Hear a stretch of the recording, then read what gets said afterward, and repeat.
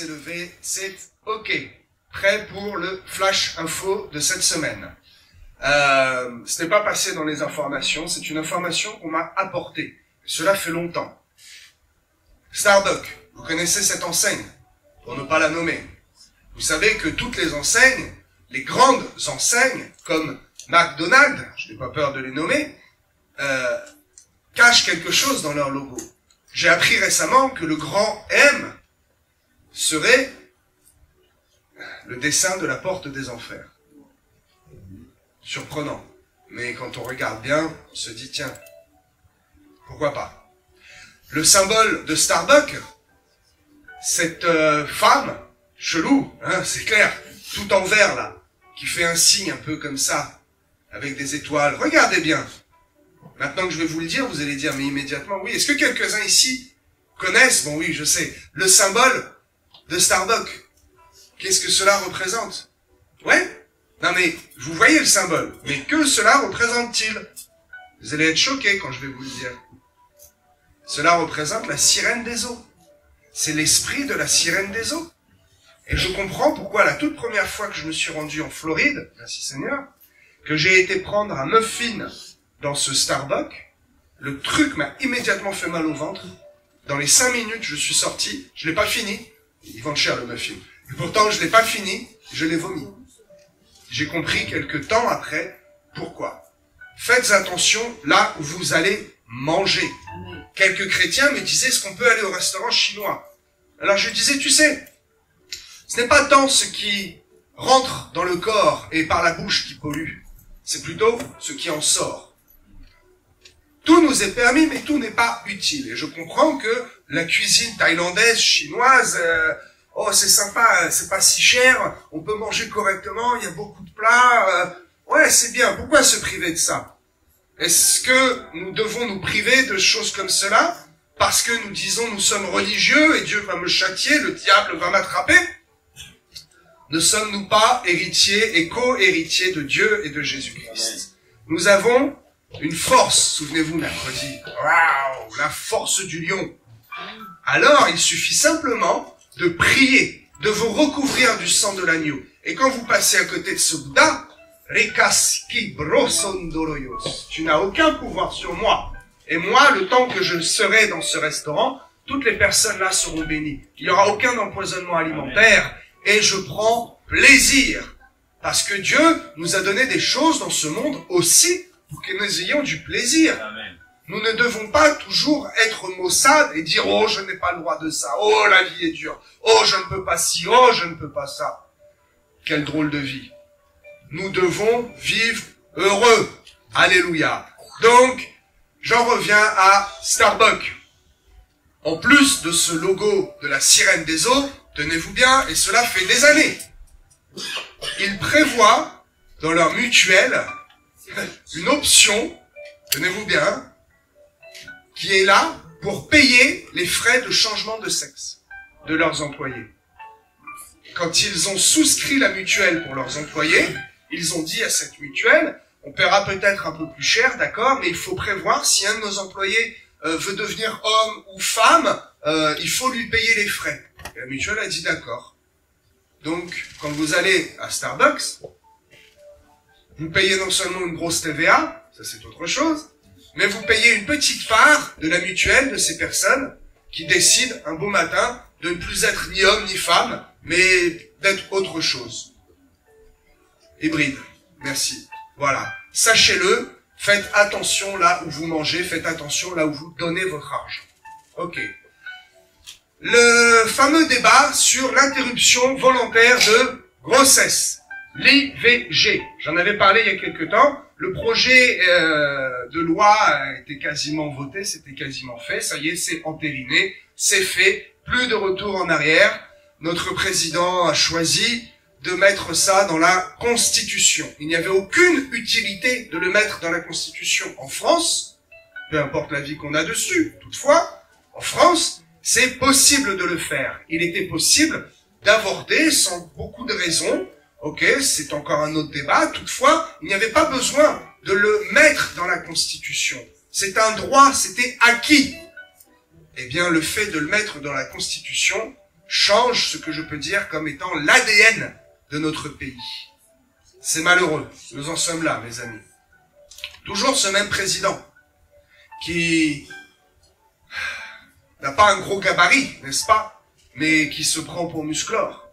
Il a osé défier le grand président de la Russie. On l'aime ou on l'aime pas, encore une fois. Toutefois, c'est un grand président, grand dictateur, on peut dire aussi, pourquoi pas, bien sûr.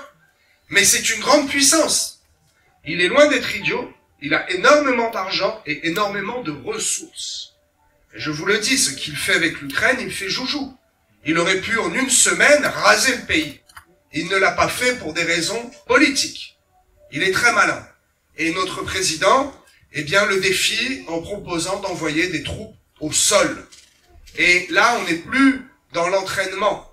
Souvenez-vous, j'avais parlé de Stardust, je ne sais plus, cet entraînement-là, il y a un mois à peu près, des manœuvres d'entraînement. Ce n'est plus des manœuvres d'entraînement, c'est placer des troupes au sol. Ce n'est plus une surveillance aérienne, ce n'est plus placer des troupes aux frontières ou mettre des porte-avions aux environs.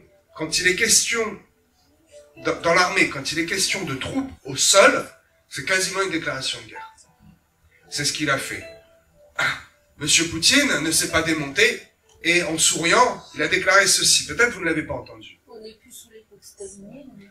Non plus, tout à fait. Nous ne sommes plus sous l'époque stalinienne.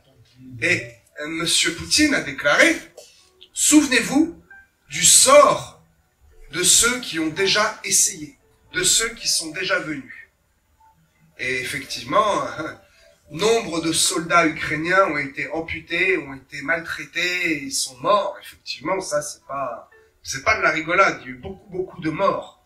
Et il a rajouté que c'est une menace réelle, parce que nos deux pays ont l'arme nucléaire. Et il y a une réelle menace de l'utilisation du nucléaire. C'est terrible, c'est une escalade. Prions pour que cette escalade cesse. C'était dans un des thèmes de prière récemment, n'est-ce pas, Romaric, le mercredi, de prier pour nos dirigeants afin de calmer leur ardeur. Et que toute cette situation se calme, que ça ne s'envenime pas, parce que nous devons encore avoir un peu de temps pour prêcher la bonne nouvelle de Jésus-Christ. Rappelez-vous, et cela est très difficile à trouver comme information, j'ai fait encore l'exercice ce matin. Rappelez-vous comment est débuté ce conflit. Est-ce que vous vous en souvenez réellement? L'OTAN, non, l'OTAN qui a voulu installer une base militaire à la frontière est de l'Ukraine. L'Ukraine, depuis 91, je crois, a adhéré à l'OTAN. Je ne vais pas vous faire un exposé géopolitique, mais ce qui s'est passé, c'est que l'OTAN a dit, maintenant, on va mettre une base. La Russie a dit, comment ça? Pas de base de l'OTAN à ma frontière. Et le vrai conflit a commencé à ce moment-là. Aujourd'hui, tout le monde l'a oublié, on n'en parle plus. L'inflation constante, malgré ce qui a été dit à plusieurs reprises, nous constatons tous que les produits continuent d'augmenter. Ce n'est plus une question de guerre ici ou de guerre là-bas. Ce n'est plus une question de crise ici ou de crise là-bas. C'est une question que les grands patrons, les grandes firmes internationales, eh bien, ont pris goût à cette surestimation, cette surcote de leurs produits et ces bénéfices records. C'est malheureux parce que c'est la population qui le subit et les classes moyennes commencent vraiment à avoir des problèmes pour se déplacer, pour manger, pour payer tout ce qu'il faut payer au quotidien. C'est très compliqué pour les Français aujourd'hui, mes amis. Nous en sommes maintenant à moins 150 jours des fameux Jeux Olympiques. Super! Cela ne réjouit absolument pas mon cœur. Cela va coûter une fortune à la France. Et cela, je pense, est le seul motif qui retient l'État de serrer la vis plus fort, pour ne pas que les agriculteurs pètent un plomb, pour ne pas que nous soulevions et nous commencions à manifester notre mécontentement à l'augmentation de l'essence, à l'augmentation de l'énergie. Pourquoi avons-nous pris 10% il y a un mois? Il n'y a aucun motif à cela, alors que le coût de l'énergie de production baisse. Le coût de vente augmente, mais personne ne dit rien, parce qu'il faut que le pays reste calme jusqu'à ces Jeux Olympiques. Prions pour que le calme demeure après les Jeux Olympiques. Et je terminerai avec cette information tragique, cette bousculade à Gaza. Cette information a pris beaucoup de place, n'est-ce pas? Cette information a pris beaucoup de place pour faire monter la haine contre Israël. Que s'est-il réellement passé? C'est difficile. C'est difficile parce que vous comme moi, nous avons les mêmes informations. Les soldats auraient tiré sur la foule.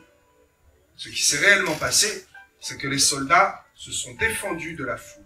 Il y a eu un mouvement de foule, ils ont tiré en l'air, et la chose, peut-être n'était pas sage, effectivement, mais en tout cas, la chose s'est empirée. Souvenez-vous de ce qui s'est passé en Irlande, de cette chanson Sunday Bloody Sunday, dimanche, le dimanche sanglant. Tout est parti d'une erreur, tout est parti d'un coup de feu qui a été tiré en l'air. Et les deux parties se sont enflammées et beaucoup de sang a coulé dans cette histoire en Irlande. Terrible. Ça a été la même chose. Un coup de feu est parti et tout s'est enflammé. Et je suis certain que les soldats israéliens n'ont pas ouvert le feu gratuitement comme cela sur la foule. Non, ce n'est pas possible. Toutefois, les informations nous parviennent un peu tronquées. Je vous le dis, c'est le temps, encore une fois, c'est le temps qui nous apportera la vérité sur cette histoire. Je rappelle à votre attention une histoire similaire. Ce fameux missile qui aurait été tiré sur un hôpital d'innocents. Après enquête, d'ailleurs nous n'entendons plus parler de cette histoire. Après enquête, et tout le monde est d'accord.